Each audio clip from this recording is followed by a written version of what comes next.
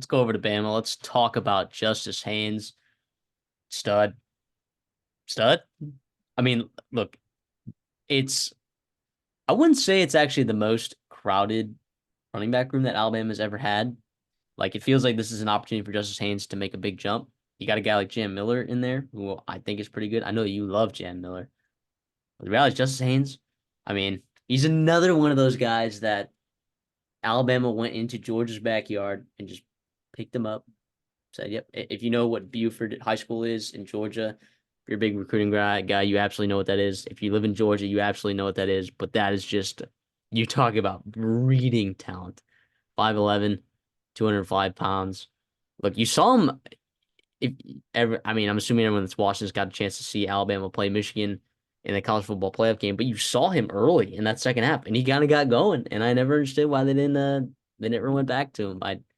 I thought he should have gotten more time early, but man, he's a very, very talented athlete.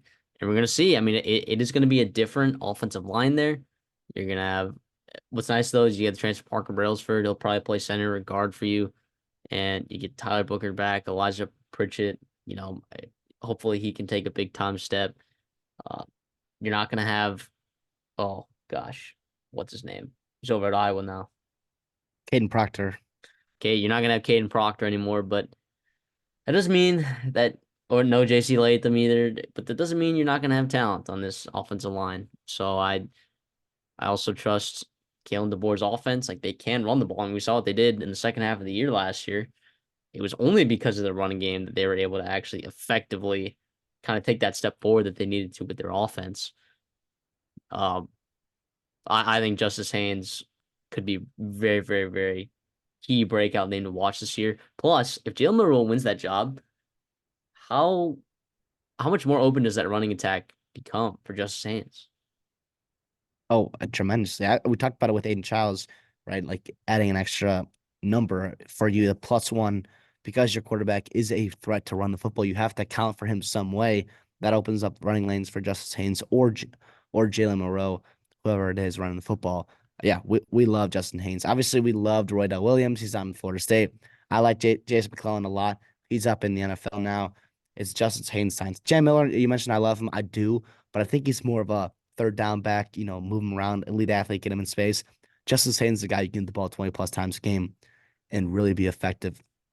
He came in, I believe, as an early enrollee last spring and really made some waves and some lot of noise came out of the Justice Haynes group. You saw him in that spring game where he made some damn good plays, right? And that doesn't happen all the time in Alabama. And if there's some buzz around a guy like that as a freshman coming in, it's legit.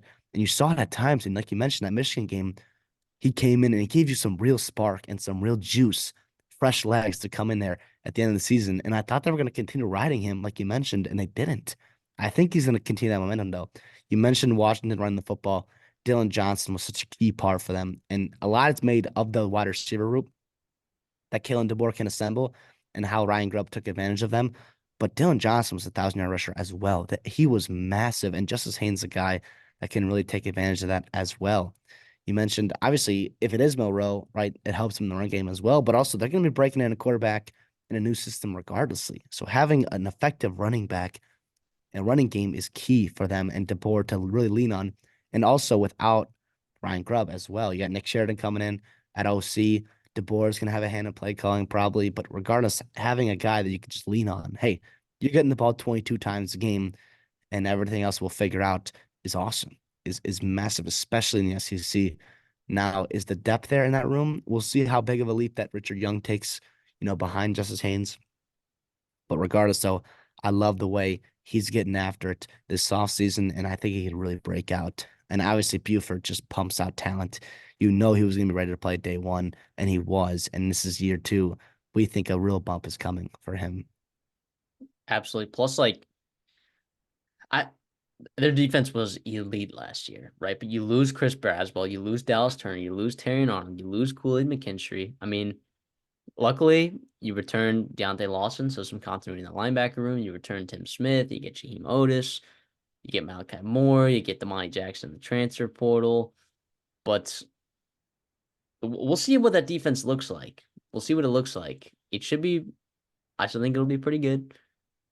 But you know, it might be nice at times for them to control the football. And how can you do that? You can run the ball effectively.